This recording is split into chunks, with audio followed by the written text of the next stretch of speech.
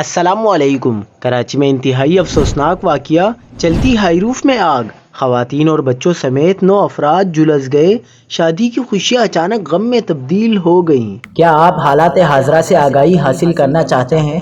خبر کے پیچھے چھپے اصل حقائق جاننا چاہتے ہیں تو ابھی سبسکرائب کیجئے جلمل پاکستان کو اور ساتھ ہی گھنٹی کے نشان پر کلک کر دیں۔ بتاتے چلیں کہ کراچی کے علاقے خداداد کالونی میں اللہ والا بریانی کے قریب ایک ہائی روف گاڑی میں اچانک آگ بھڑک اٹھی، جس کے نتیجے میں خواتین اور بچوں سمیت 9 افراد جھلس کر زخمی ہو گئے۔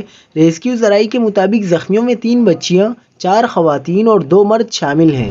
اطلاع ملتے ہی چیپا کی ایمبولینسز موقع پر پہنچی اور زخمیوں کو فوری طور پر سول اسپتال کے برنز وارڈ منتقل کیا گیا۔ پولیس کے مطابق متاثرہ خاندان شادی کی تقریب سے واپس گھر جا رہا تھا کہ راستے میں گاڑی میں اچانک آگ لگ گئی۔ تمام زخمی افراد خداداد کالونی کے رہائشی بتائے جا رہے ہیں۔ ابتدائی تحقیقات کے مطابق آتش زدگی کی ممکنہ وجہ شارٹ سرکٹ قرار دی جا رہی ہے، تاہم واقعے کی مزید تحقیقات جاری ہیں۔